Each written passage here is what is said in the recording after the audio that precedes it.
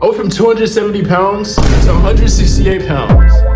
And one thing that I learned on the way is that building discipline in isolation is a roadmap to failure, big brother. When nobody expects anything from you, your excuses and your failures have zero consequences. Today I was looking back at what actually triggered my own consistency, because I am Mr. Consistent, no cap. I already had like the workout plans, I had my macros tracked, I had, the diet plans, I had everything in line. All that was missing was the execution strategy. All I lacked was the trigger of execution. I had everything. And if you're like me, you treat discipline like it's a solo mission. That's kind of like guys like us, we're hardwired to do that. We're hardwired to do things solo and to go on these missions alone.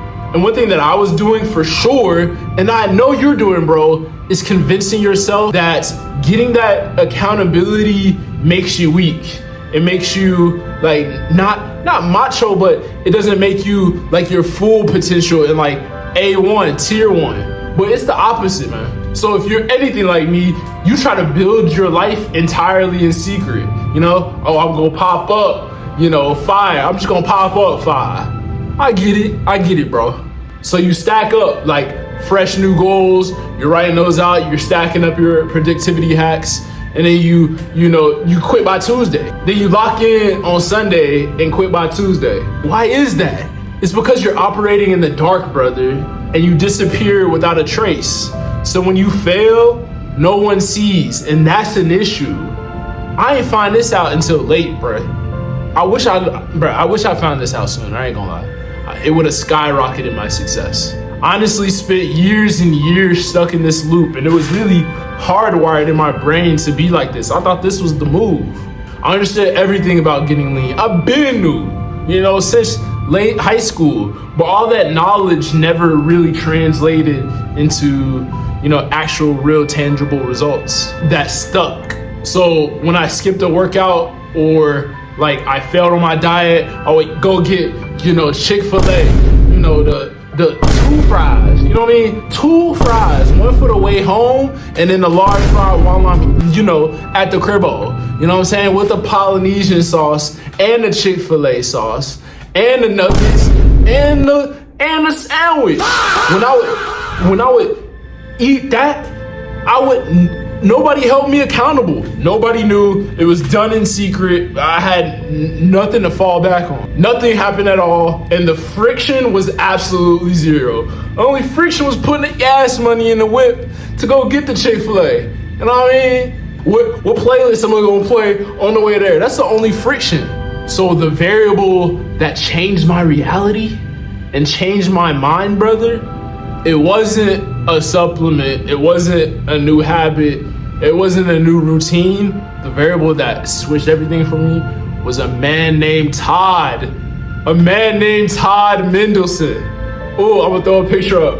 Todd Mendelson changed everything for me.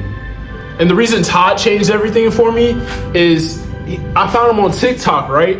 I found bro on TikTok and he had this offer. He was like, yeah, I'll give you a workout plan, woo-de-woo, but I'll text you every day to make sure that you did it. And because he did that, I found the power of accountability through those texts. Because I'm like, if bro gonna text me every day, I gotta do it. So it really taught me accountability. Before I had zero external standards. Nothing was external. Books, they deliver data, they give you the information. Books are great, right? Books are amazing. But books don't care if you execute. If you actually do what it says you're gonna do in the book not gonna text you. But Todd, he expected my numbers to come in every day. He expected me to respond to his texts. So my hesitation, my fall offs, there was finally a cost to them. There was finally a cost. So here's the mechanical fix for you, brother. First, eliminate your isolation. Working in secret, it gives you a back door to quit. Hey, close that back door. Your back door is yourself. Isolation is, hey, close that door. For real, close that door. No isolation, brother. Second, establish external, outside expectations. Put your daily metrics in front of someone who actually tracks your follow through. Third, leverage that pressure until that daily habit, until what you need is hardwired in your brain as a standard. And once it's a standard, you don't need nobody to fall back on. But if you do fall off, you know that you can get right back on that accountability train and hardwire it into your brain. But it should be hardwired once you've gone through that consistency for long enough, bruh. Your behavior shifts when expectations for you exist. So without that oversight from someone, you know this, your brain, it comes up with an out. Oh, okay, how can I get out of this? You're battling yourself, and you failed against yourself for long enough where, hey, you can't win that one, brother. You need outside influence. So when a man you respect expects you to deliver, you deliver. You just gotta have somebody that you respect. I'm paying forward what Todd did for me inside OutHere Elite. I'm paying it forward. The presence of high expectations for me really transformed my life. I'm not gonna lie. It transformed the trajectory of where I was going in life. And what we're doing inside OutHere Elite is we're building an environment that expects you to show up. It's high level accountability. And in tomorrow's video or in a later video, I'll break down why men still fail even though they do have accountability. It's an easy fix. So if you're done hiding your standards, hey, don't hide them, make them public. You know, we're building OutHere Elite. It's free, just join. It's good accountability. Me and my bros are in there. It's all good. And it's for the free ball. Let's go.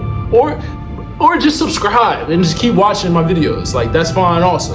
I got you, brother. But hey, join OutHere Elite though. It's lit, man. It's lit.